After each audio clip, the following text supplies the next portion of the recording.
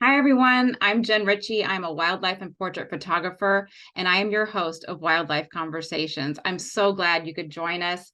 Tonight, we're going to talk to Utah photographer Shauna Hart about her wildlife photography, how it's evolved, and how she's on a mission to make lasting change. I'm so happy for you to join us, and I hope you enjoy our rich discussion. Chords. There we go. There we go. We're recording. Welcome, Shauna. I'm so glad to have you.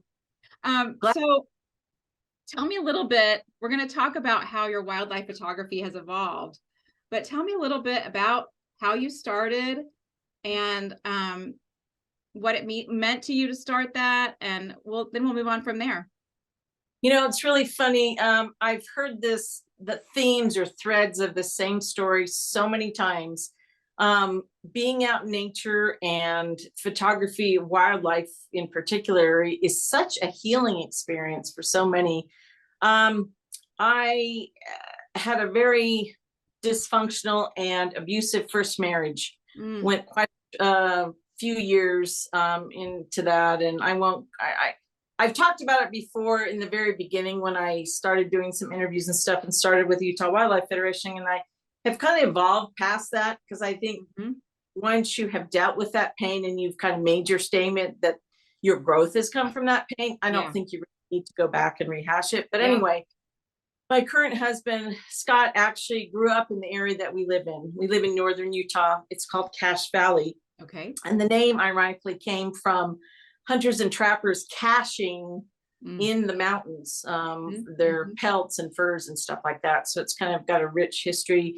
A lot of Native Americans were here at the time and everything. So it's a beautiful place. The Bear River is an amazing winding. It's the northern part, feeds the northern part of the Great Salt Lake. Beautiful area. Anyway, he grew up here. We met and married. I raised my kids in Texas. He was in Arkansas at the time and had divorced. I had divorced, and we married. And then about 10 years after we'd married, we moved back here. And we started hiking, because he's an outdoorsman, and hiking and camping. And finally he said, you need a camera again, because I'd grown up with one in my hand off and on. I took family portraits in the neighborhood for Christmas cards, at one time. And I said, okay. So he got me one, and I started taking just landscape shots when we were hiking and stuff. And then I thought, well, this is too heavy. I don't want to carry this around. It was a Canon Rebel. It was like, I don't even remember. That's what I started with. Yes. And then I started using my iPhone. Well, I started noticing, like, county photo contests, or, Utah different contests. I thought, well, some of my pictures are okay, in my, I got to enter them. And I entered, and I won a couple with just my iPhone. Oh, nice. And I thought, do I want to go bigger, better, and I was working full time at the time. I thought, I don't have time to do this. Right. Well, events happened, and I lost my job. And then I just thought, what am I going to do with myself? So I spent more time out in nature. Yeah. It was winter time. And so I went out into one of the canyons here, which is like 5 minutes away from my house. And I found moose tracks. And I started following the moose tracks, and I found a bull moose. And so I just, for like a month, I would go every week, and he was in the same place, and I just study him and photograph him. And so anyway, just went on and on. Bought more gear, more gear, got lenses, right? Started editing, and then it went from there. And I was realizing, going through this process, that all the trauma I had had my whole life, I came from a dysfunctional home too. It was starting to heal. It was like bubbling up. And every time I would go out, I would just felt like I was more whole. Yeah. And so that's kind of my path in so many words, and kind of where it led me to wildlife photography. I did start more landscape at first. And then that first experience you have with, in my case, it was an ungulate, right? It was a moose. It changes you. It's indelible in your soul after that. And you just, most of us know, you just really can't get rid of it. And so I thought, well, I'm either going to lean into it, or I'm going to walk away. And I thought, it's bringing me so much joy. And when I started posting pictures, I think the first person that told me that they enjoyed it and they really appreciated was an old boyfriend of mine from college who actually had been diagnosed with cancer and was dying. Oh no. And he said, please don't stop posting your photos. I look every day to see where you are and what you're doing because I can't get out anymore. And he passed away a couple years ago, but it just kept me going despite maybe 3 people and 3 likes in a week or whatever. But I just knew from his experience that if there's the one, it's just as important as the many. And so that is so cool because this is definitely the origins of why you're making things last, why your wildlife photography is moving towards that. That's really interesting. So go ahead. What else inspired you? I know you talked about a granddaughter too. I did.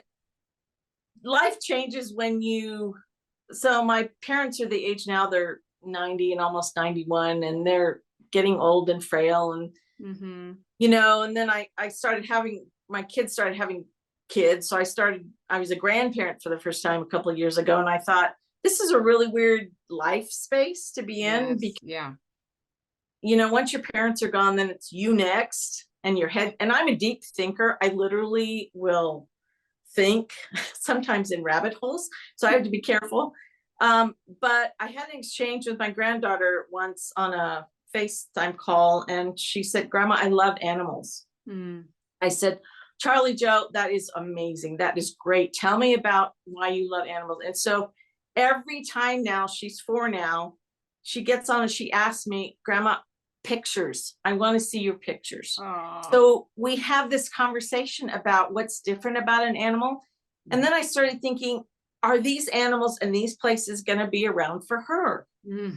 And that was the genesis when you asked me before about kind of where I shifted into more conservation work and kind of what was in my head about that.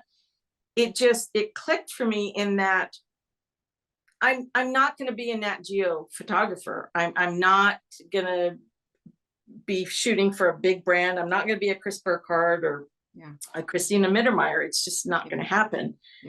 But what can I do with the skills I do have and the opportunity I do have, being 5 minutes from all kinds of wildlife? You're so blessed to have that. In the Rocky Mountains, what can I do to make sure that at least in this place, when my granddaughter comes to visit me, that there will be things for her to see that I can share? That's amazing. That's amazing. So how did you then take steps to do that? Like I've been thinking about it a lot. And I do portrait photography as well, so that I can do wildlife photography. And so I feel busy, sometimes with that, but I want to help. So how did you, I really want to hear how you did that. Like I know that you're very brave. I know that. Well, again, we were talking about how messy lives sometimes yield fruits that you didn't expect. Yes. Again, lost my job about 2 years ago. And I looked for 6 months and I couldn't find anything. And I had all this time on my hands. And I saw a post by the Utah Wildlife Federation. And I was already starting to do some research on, what can you do with your wildlife photos? And can you make money in selling them? Everything that, you could probably do. And it wasn't very promising. It's such a flooded market, right? And so I chased down the president of the board of directors literally for a couple of months. He finally answered me back and I said, how can I work for you? What can I do? I have all the time, I'd like to help. I live here. I'd like to advocate for what's going, can you tell me? And he's like, oh my gosh, we could use you like nobody's business. So I got involved with them. And then whenever you make a decision to go one direction, you're at a fork in the road. I really feel like if you make the right decision for you, it's going to lead you down another road, down another road, down another road. If you continue to make the best decisions you can, given, gaining all the information, right? Knowledge is power. So I always try to educate myself before I make any decision.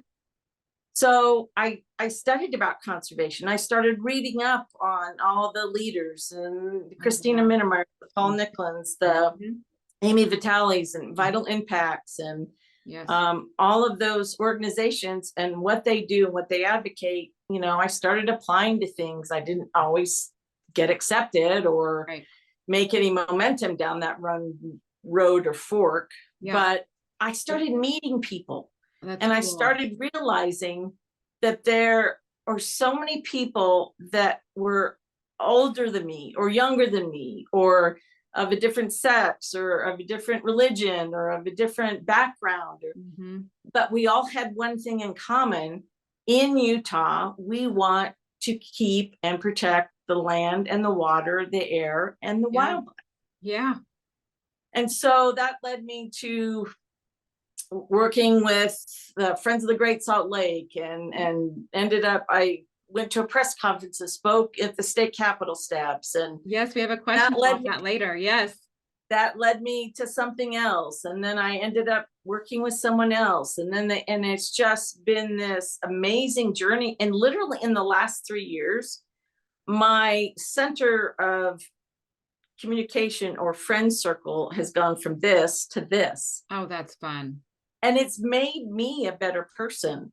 I tell somebody, I said, you know, I never would have imagined, because some of the older folk, I mean, these were women and men in the 60s, and some of them were burning their bras when it came to and, you know, protest and, you know, air and water. I mean, they were the first frontliners.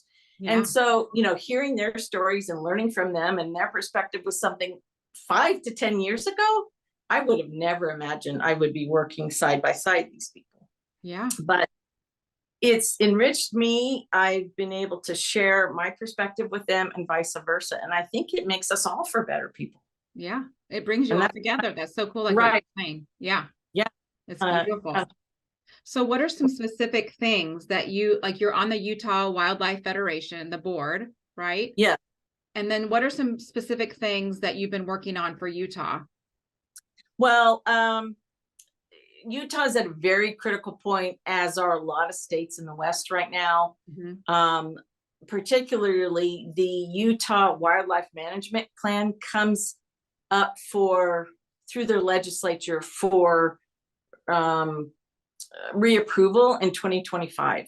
Okay. So I work on the Wildlife Connectivity Committee, which are government entities and non-government entities that come together to deal with and advocate for better, you know, protecting migratory routes. Eagle Mountain in Utah is now becoming a nationally known place for their migratory fencing of the deer, because the explosion in housing out towards the West Desert, which is a drier area, has caused especially the mule deer to be stilted, you know, and then go in to migrate during this time of the year. And there's a row of houses that wasn't there 6 months ago. And they don't know what to do, and they're getting hit on highways. And so they've done amazing work on the main highway out there. And it was all started by a woman. Her name's Bettina Cameron. She's an amazing advocate. She was from New York. She moved out here. She built a house out where nobody had built any yet. And she saw all the deer were coming through her backyard and heading toward Mains Road.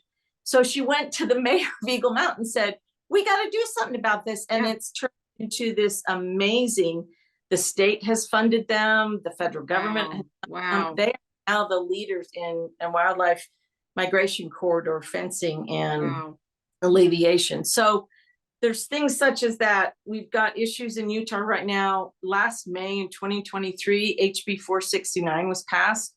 And basically what it did is place open season, in essence, on mountain lions. And every state and area calls them different, whether it's a cougar in South America, it's a puma.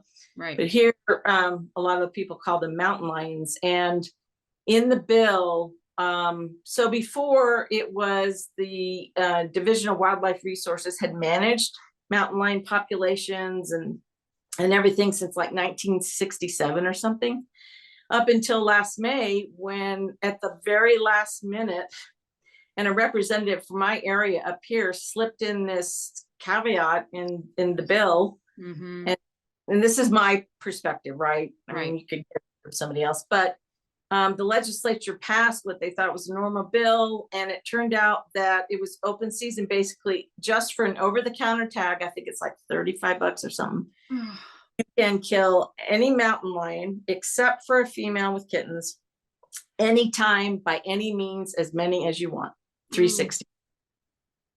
And you know, they just released the count for this last winter, you know, to see how the new bill had, because everybody's like, it's so hard to really go find them out. Nobody's going to go kill them, you know, and everything. But the numbers in first glance at the report from the state said only one more than normal had been killed.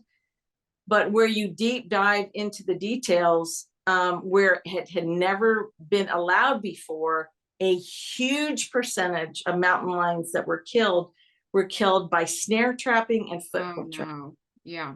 Which is heinous. Yes. Because you can set those traps and you leave them for a few days. And the snares are meant to kill, and the footholds can maim, because Denise Peterson, who leads the now forming Utah Mountain Lion Alliance, which I'm a part of as well. And I consider her one of the foremost researchers. She has a biology background on mountain lions. She has footage of where one of the mountain lions pulled those foothold traps off and walked off with it, ran off with it. And so it's just a heinous way to treat it. And there's no reason why it can't be science-based again. Right. So that bill, we're working and bringing everybody to the table to address that issue. You know, there's the wild horses out in the desert, right? The BLM and all around. No, that's a whole issue. Yeah. The other organization I work with is Save People, Save Wildlife out of Park City. Yes. Erin Ferguson does amazing work up there. And she actually, I posted a photo not long ago, and I don't know if you want to show it now. Is it the elk? Yes. Okay. But yes, in Park City, so I don't know if everybody knows, but this summer in July, Park City was awarded the 2034 Olympics. Mm-hmm. So this road here in the picture is the main kind of circle part. It's SR 224 that goes around Park City. And this woman has spent years and continues to advocate, working with state and non-government organizations, to get wildlife overpasses in Kimball Junction area and 224, where all the ungulates, this is a huge area for moose, elk, and deer. Mm-hmm. And they continually cross this road. And I happen to be up there. And so I go up there often to work with them and to photograph. I actually had one of my photos as a lead photo in a story by one of the press outlets in Park City last year. Mm-hmm. But this photo, I was out with her and we were driving one morning, 2 weeks or 3 weeks ago, and she noticed blood as we were going this, you know, to where the cars are going. And she said, let's turn around because there's got to be a dead something somewhere. Yeah. And sure enough, we pulled off and this cow moose was there. And I, you know, she's kind of a very steel bloom, and she's very intelligent, but she gets emotional when she comes across these. And we jumped out of the car and it happened so fast. I literally just started kneeling down and clicking just automatically. And when I got home, I saw this photo and I thought it told so much of what's going on. Yeah, her emotional reaction, the wear and tear every week that this happens. And then people were just driving by. It was a morning commute. Yeah, the cars, and they were going way too fast, which is exactly what happened, I'm sure, because I could tell by the way the blood was and where it was and where the elk was hit. But the irony in this picture, it gets even worse, because the very next day, a moose was hit right in front of City Hall in downtown Park City. Oh my goodness. And then the next day, a doe who we had been photographing and watching with a fawn was killed just down the road a block from where this was taken. Yeah.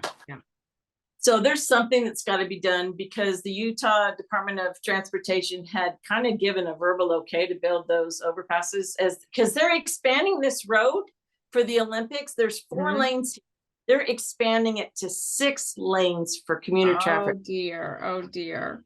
Well, we know that it works when you look at places like Banff and Jasper and that area. We know it works. So well, and shows it works. The second wildlife overpass, the first was in southern Utah in like the 70s or 80s, but the second and the largest overpass was built in Parley's Canyon, which you have to go through it to get from Salt Lake to Park City if you go that way on I-80. But it is an amazingly successful wildlife overpass. Some of the video footage from there has shown bears and black bears, and I mean every type of animal, ungulate, has crossed that, and so we know they work. Yeah, we have an example of having built one that works already. And to be honest with you, the money and the funding is there. The Biden administration has allotted a lot of matching funds. We, as the Utah Wildlife Federation, worked with the state and have funds. There are matching funds from the state. So it just, we just have to come together somehow and get it done. Yeah. Well, it sounds like there's passion and research, and hopefully steps can be taken to get that done. I'm very hopeful. I'll continue to work, but I think, and this is where, one of the board members I work with, and he actually lives up here in Cache Valley. He keeps telling me, Shauna, keep taking those pictures. Yeah. Keep taking. He goes, I know you're particular and you want them to be perfect, but the rest of us don't have those. Don't have the knowledge you have of what a perfect. Don't have picture. That eye. Yeah.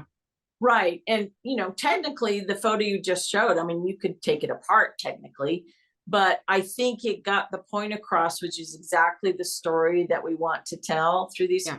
So experience like this have just cemented my decision to do what I'm doing and to keep following the path that I feel like I should be on. Yeah.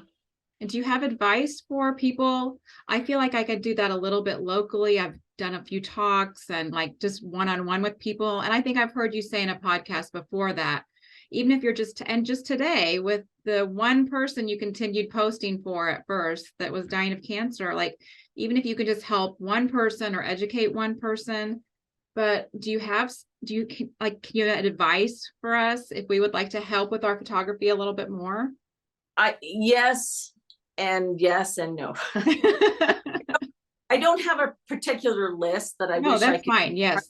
But I will tell you this. So in Beyond the Wild podcast, I came across, they had interviewed Deidre Denali, photography. Yes. So I listened to that. She's an amazing woman. And I've actually listened to that too. Yeah. But she said something absolutely profound to me that has resonated for the last couple of weeks that I think I'm going to start telling everybody because I think it's really good. She said, you don't have to be a Christy Odom. You don't have to be a Morgan Heim. You don't have to be Chris Burkhardt or whatever. Yeah. She said, but if you're out shooting and you pick up a trash and put it in the trash or a water bottle that's on the side of the road, you are working in conservation. And don't let anybody tell you that you're not. Yeah. And I've talked to Christy a couple of times, and she may have told you this, but she really believes strongly in an army of conservationists with cameras. I mean, she really, if she could have one wish, that's what she would wish. And I think that's what all of us kind of do when we're doing this. Yeah. And so I'll break some news on your podcast here. Yes, go ahead. Or later. Breaking news from Shauna Hart. Jason Loftus, myself, Jimmy B in the Wild, and Lydia Ripplinger will be starting a program of photography mentorship in the state of Utah. Oh, wow. Under the Wildlife Federation. And we have a sponsor, but I'm not going to say their name yet because I don't want to do anything wrong. But we will be starting it with a camp next summer. Oh, how fun. And so we're all going to use all those gifts and those teachers and those mentors, all of those experiences from those or maybe hopefully a growing list of others in the state are going to share and give back to the community. Oh, that's wonderful. That is wonderful. I love that. And that starts next summer. It starts next Do you summer. have an age group that's going to be your 12 target? to 18. So that's we want right. it, right in that sweet spot where they don't need to be mothered so much, Yes. they, leave the home a little bit. And they can do the technical a little bit. Right. I understand. That is wonderful. I find myself doing that on portrait shoots. It almost turns into a wildlife portrait shoot because I'm like, this is where this is. We have to be careful walking here because I'm in nature all the time with them. Right. So I'm like, this is where an owl lives, but you don't tell the location. And like, it's just to educate a young person is so fun. Like I had an 11-year-old the other day and we were talking about otters and owls. And it's just, I mean, I can't help it. It just starts pouring out. It's just so fun. And so I just love talking about it. So, well, this is one thing that I brought up to the Federation in our retreat this year. We try to set agendas and forward thinking a little bit on activities and outreach and everything. But I said, because the board, I mean, there's some gray hair in there. And I said, look, if we don't start an outreach program, or at least reaching out more to younger generations, what good is the work that we're doing now and the policies advocating for in the state with legislature, whatever, because there's going to be, we're not going to be around. Right. And if you're not doing this to build long lasting change or affect people in educating them to change behavior, then what good is it? Yeah, that's very true. And I think this is a generation that's ready to do it. I think they are care about I think it. So. Yeah, I think so. I've met some pretty amazing, incredible 20 and 30-year-olds, or even teens. Carson Hughes is an example. Oh, I know. I was just thinking about him like 30 seconds ago. I know. It's amazing. Yes. Well, you asked me, and I'll go back a little bit, about my trip out to Washington, D.C. I know somebody had that was an Instagram question. Let me read it. Can you tell us about your trip to Washington, D.C., the Cry for Wolves rally, and the National Wildlife Federation annual meeting? Well, and it ties into the Hughes too. I'll get that too. Okay. I was really blessed to be asked to go represent. So the National Wildlife Federation is national, right? Each of the state affiliates send representatives to an annual meeting, and we vote on proposals that are metered out and set forth by the National Wildlife Federation with the intake and we meet in groups and give advice on the wording, for certain proposals, et cetera, et cetera. And so I was asked to represent Utah. So that was really cool. And it was in Washington, D.C., which meant that we could have a lobby day and go visit our representatives. So that was even more cool. Well, I got out there and I was flying out there, and I noticed that the Cry for the Wolves rally was going to be there at the same time. And I thought, oh my gosh, I've never met Ashley Avis. I've watched her movie. I mean, it's an amazing movie about the wild horses, and the Oniki wild horses was in that movie. And so I thought, well, I'll just go out there and take some pictures and post them and whatever. Well, she was there, so I got to visit with her, and it was very fun. Cool. And we did a video together. I saw that. You can check that out on Shauna's Instagram if you haven't seen that. Yeah. But she is an amazing advocate, very bright woman, and very kind too, because she didn't have to sit and talk to me. She was right in the middle of a rally and 100 people wanted to talk to her and stuff. So I did that, and that was cool. I talked to some of the people from all over the country that had flown there, driven there, ridden their motorcycles there, and how passionate they are about wolves. I got to visit our representatives' offices. They actually were back in Utah, so I didn't get to see either of them, Mike Lee or John Curtis. But I got to go to this group of like-minded people, this huge gathering, and meet people from all over the country that were affiliates also, and hear their stories and their passion about wildlife, from Maine to Alaska to Texas. That's so fun. And it was, I was like on cloud nine. You're like, I'm in heaven. Well, and then I was asked to sit in the group that was creating a statement and proposal about old growth forests. And I went in there and just listening to the people talk, and the biologists that were working to craft, help with legislation nationally on that, and learning about old growth forests. I mean, I knew a little bit, but I learned a lot more. Well, there's so much to learn. I think that's why it's a little intimidating. Yeah. Yeah. And so you kind of round yourself out in all of these Yeah. experiences. But it truly was a gift. And I Yeah. felt, very honored to go and represent them. And it was a very cool trip.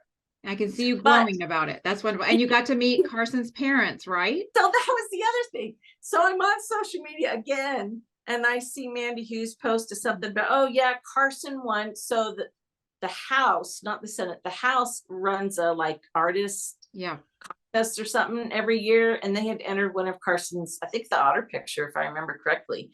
I And can't he remember. won We'll have to look that up. Yes, he won. yeah. And so Mhm. they went and they got to meet with their representative and take pictures. And I said, are you guys here?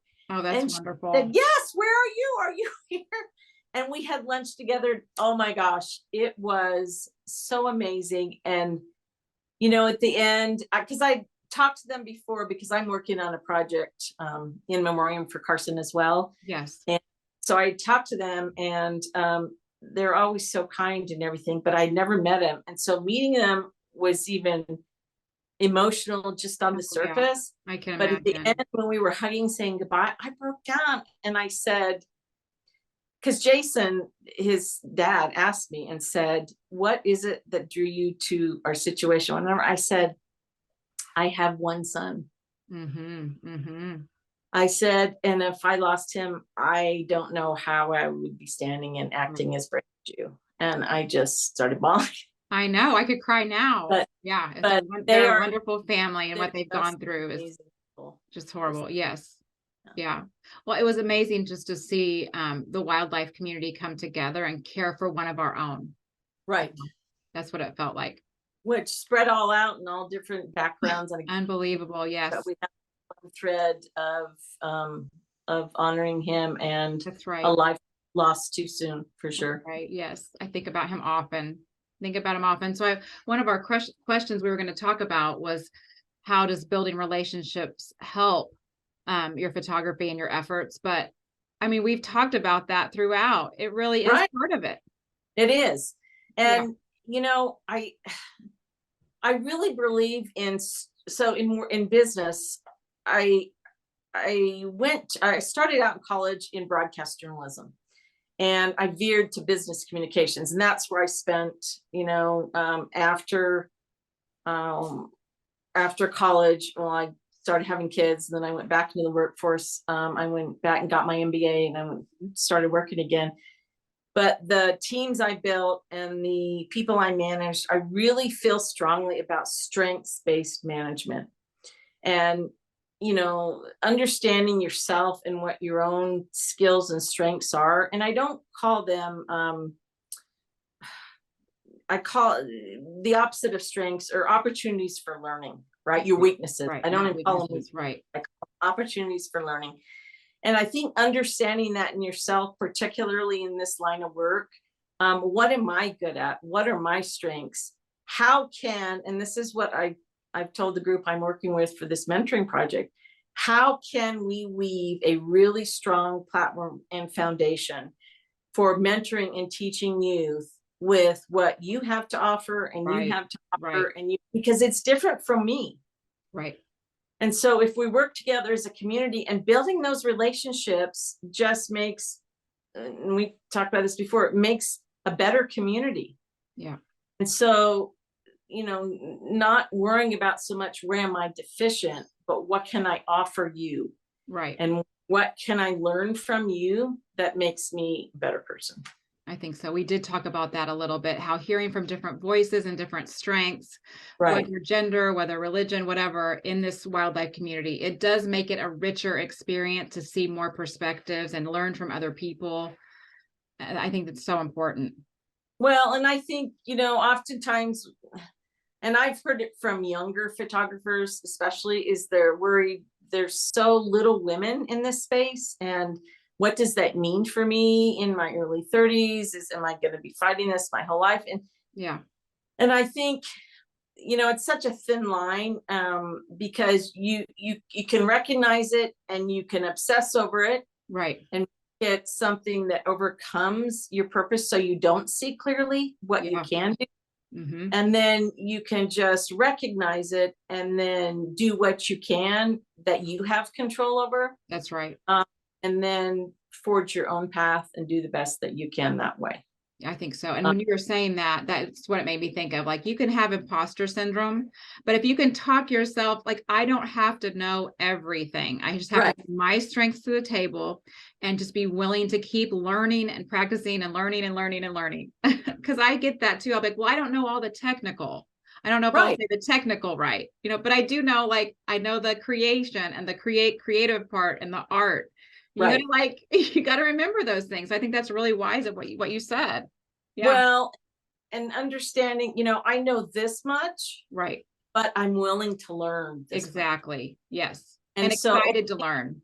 Right, and I credit that to my mother. You know, I learned so I'm German and Italian and English, so it's a really weird dichotomy because I'm a very organized partier, or I'm, you know, obsessing over details, and I just say forget it and I run off. But anyway, I'm always struggling being Libra too. I'm trying to keep the scales balanced all the time. But it's very interesting to understand, you know, where you can fit in. And this is the thing I think that was like a light bulb moment for me 3 or 4 years ago. You asked about my pivot and why did I go into conservation? Because I knew I couldn't do A, B, and C because this just wasn't going to happen. You know, you got to be realistic too, right? Absolutely.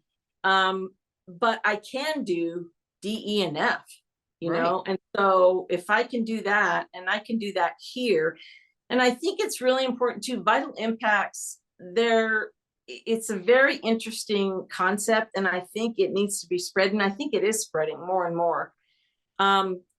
But they really emphasize conservation work where you are, because I don't have money to go to Africa. I can't save the I'm just not going to be able to do it. And the whales in wherever, I'm not going to be able to do that either.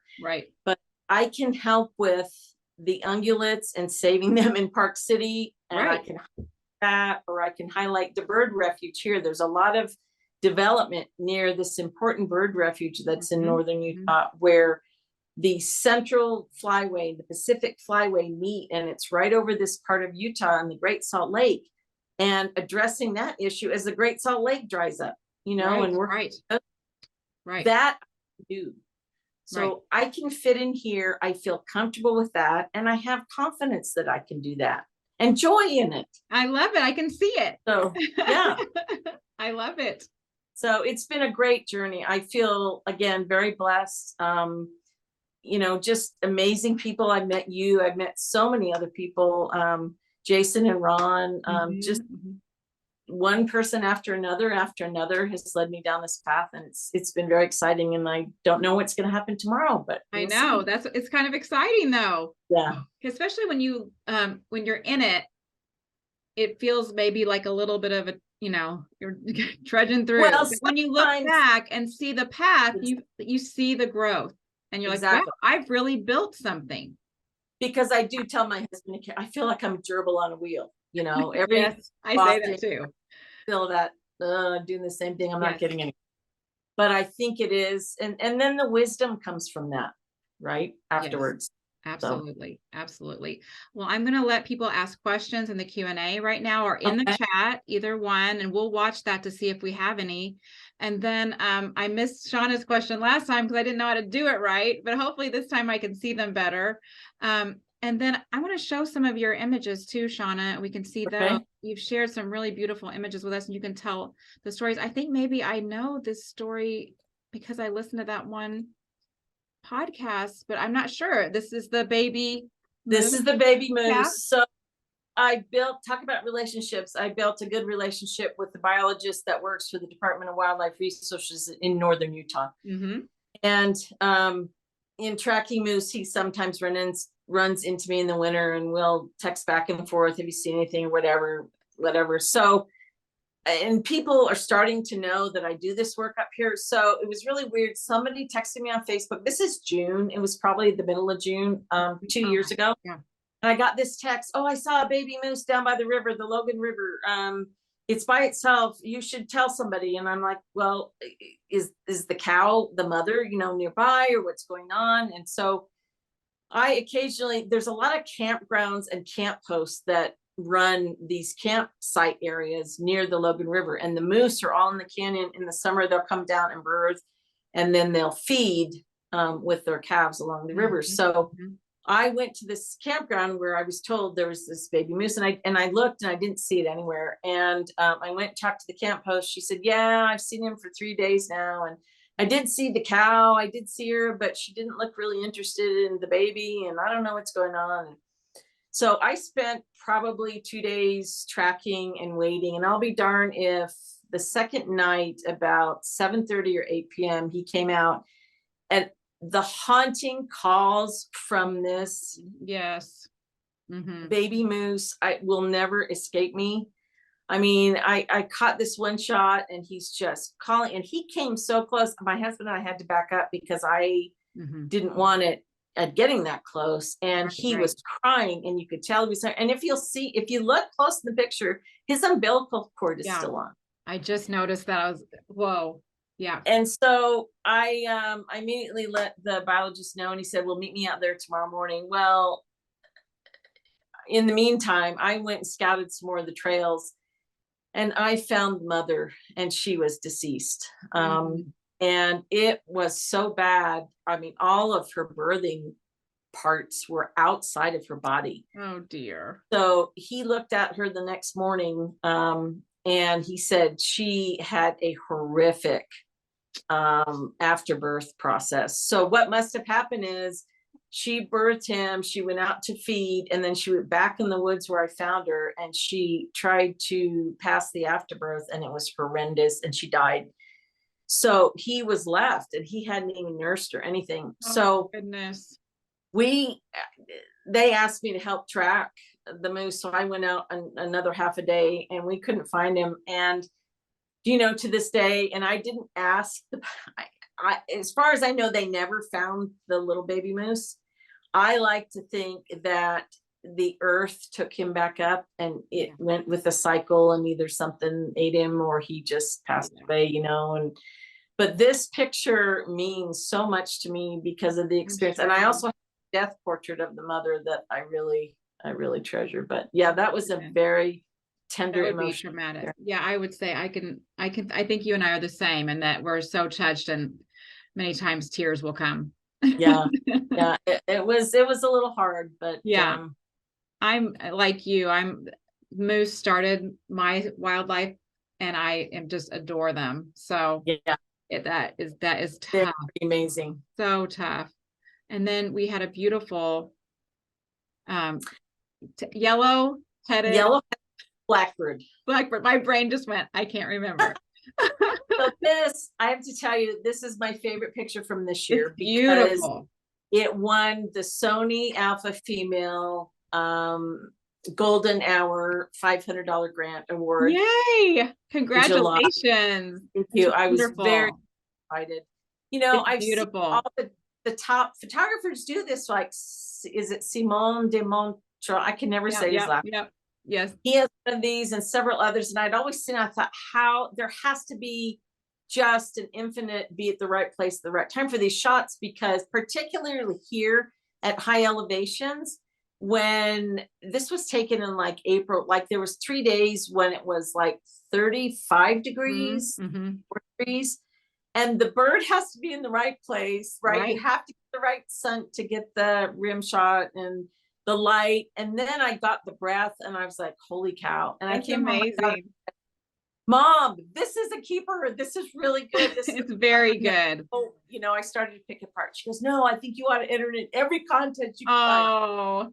And I said, well, I don't know, but I did enter it in that, and I did win. So I was very amazing. Excited. And that yellowhead, I watch birders just like get upset with me, but I have not ever seen these in Indiana.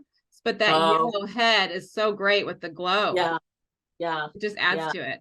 I have the red-winged blackbirds that do that, but it's not the same as that yellowhead glowing with everything else. That's beautiful. And the breath. Thank you. So, you have to get the right day, the right position, the right temperature. Right. And the bird has to sit still enough, right? It's just, right. So it's beautiful. And you shoot Sony, right? Yes. I do. Yes, we didn't talk about that, but I thought so. And then this was a really interesting picture. Well, this was taken, so, and I have to, this is where Maureen and I connected. Well, one of the places, but I actually met 2 or 3 other women on this trip who I will be lifelong friends with, and have again led me down other paths that have added and been very fruitful in my conservation work. But anyway, my first time, my husband grew up in this area. He actually has built some buildings that still stand in Yellowstone, and Oh, he worked wow. there and was up there a lot during the winter. And he said to me for 12 years or 15 years before I ever did this, you've got to go to Yellowstone in the winter. You've got to go. It's magical. So I finally got the opportunity to go this last February. And the irony of the shot after what has happened in Wyoming in the last couple of months is pretty amazing too. So this lone coyote was coming down, and sure enough, 2 snowmobilers were kind of coming up around the corner. And, I have to give them a lot of credit because they actually stopped, and they were worried about maneuvering around it and everything.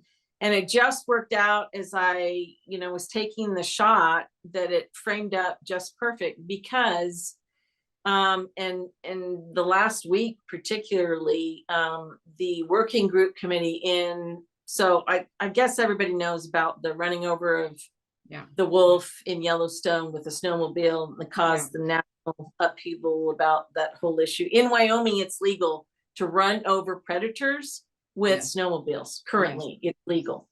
So this was in Cody, Wyoming, right? Yes, the event happened, but it happens all over Wyoming. Right. Nowhere, because there's a lot of open land. Yes. But the working group now is passing their suggestions onto the legislature, and they're going to vote on legally keeping this ordinance to be able to do this. Yeah.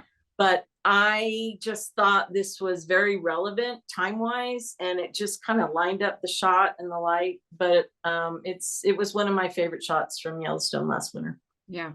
So you went in on a snow coach? Yes, on a snow coach. That's fun. Which you can't drive because they closed down most of the park, and you can only go on roads and stuff, and you have to take these snow coaches in. And so it's really a magical, and you can't promise anybody what you're going to see, right? When you go in with a guide or whatever, just hope you get to see. We did see wolves that trip. Oh, that's fun. First time I saw wolves in the winter there. Yeah. Cool. Which led me to another thing. I decided that I had such a good time and it was so magical, and I wanted to learn more about Yellowstone, that I went to Yellowstone Guide School. I remember when you did that. Yeah, and it was I think it's Wild Yellowstone Profiles. I think Carolyn and Brad Buellen run the course, and they are amazing. I learned my head after a week between wolf facts and bear facts and wildlife facts and geology and the landscape and the history. My head was about to explode. I'm sure it's so much. It was so fascinating. And the 2 of them, and they have one other instructor teach the courses there. And we learned everything from guiding, techniques, engaging with the people you're guiding, safety in the park, how to make sure you get your commercial use authorization, legal parts of the whole process.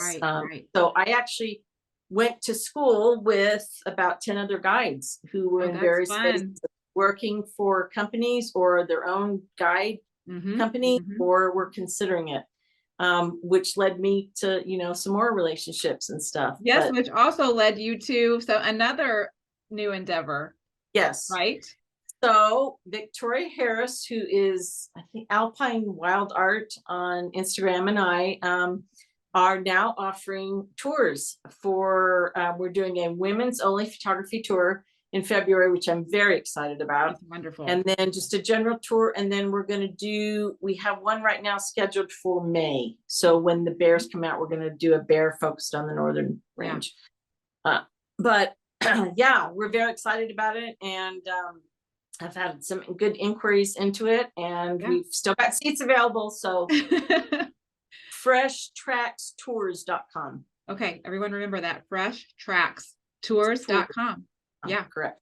Well, I mean, that's another example of how steps and Yeah. foundational things are Right. happening, and you may not even know what's going to happen. But before we got on, we No, were talking about, or maybe it was we were already on, but when you come to a fork in a road and you make a decision, you have to trust that decision and the foundational things and the research you've done. right. Or forks in the road will come that keep leading you down that path that's right for you. Right.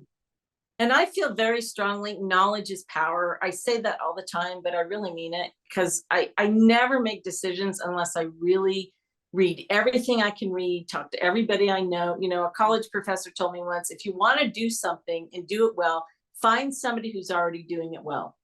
Talk to them, ask them, you know, what template did they use? Try to get it, you know, do and replicate the good things that you can from what was successful for them. And that's kind of my model of modus operandi, I guess. Yeah. I mean, that's how I felt like my wildlife photography changed completely, is when I finally reached out to someone and asked for help, you know, and now I'm doing it myself. Now I'm giving people help, which is fun, because you take what you know and you love, and then you get to pass it on.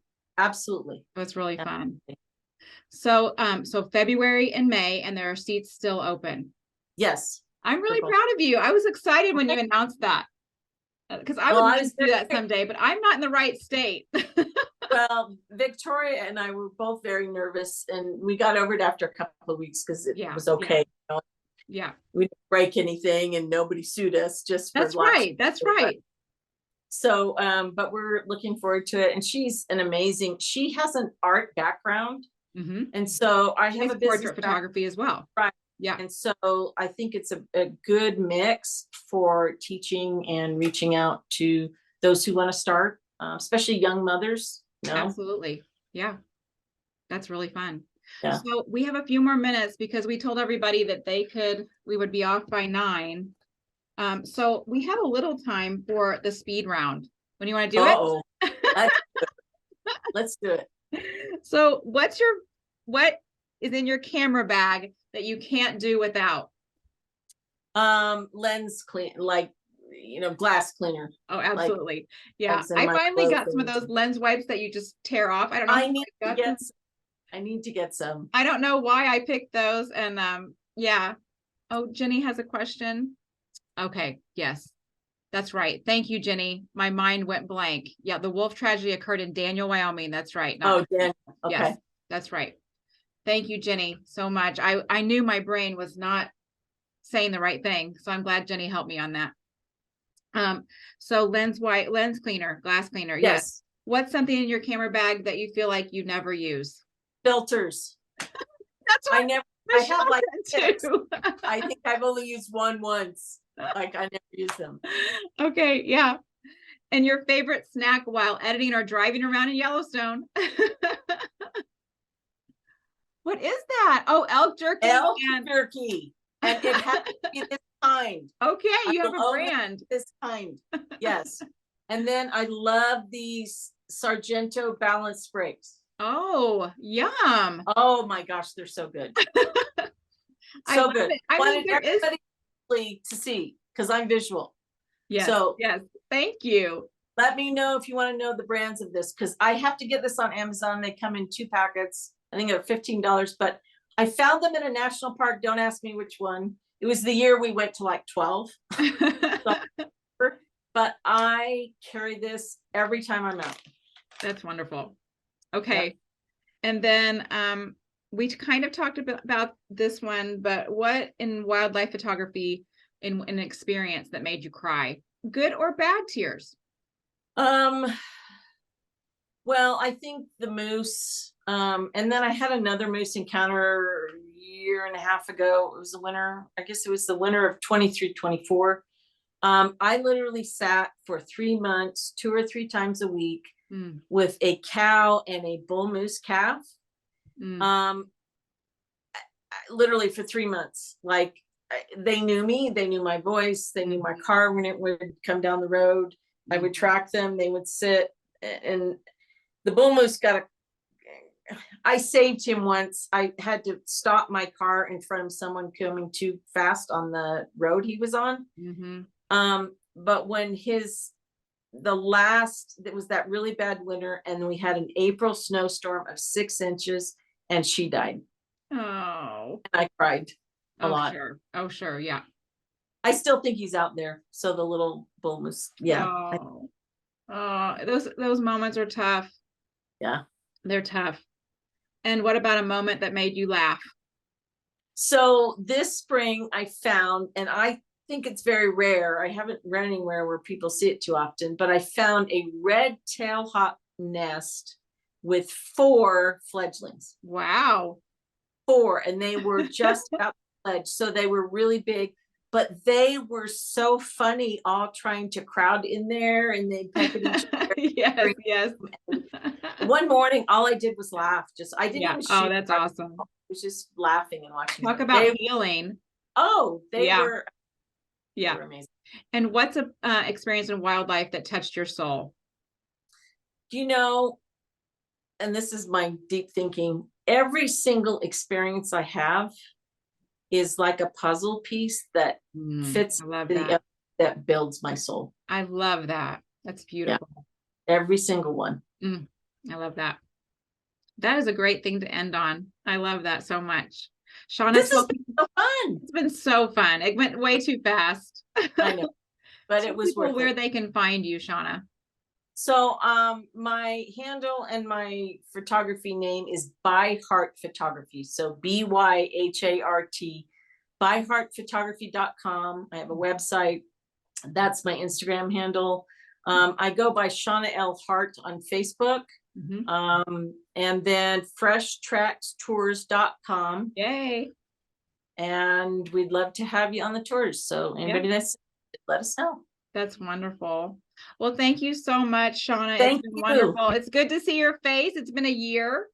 I know. I hope I want to go that long again. Well, and thank you everybody for joining us. We do have episodes coming up. October 8th, Maureen Matson and Jenny Cannon are joining us in the evening. October, I believe, 22nd, Lydia Ripplinger is joining us.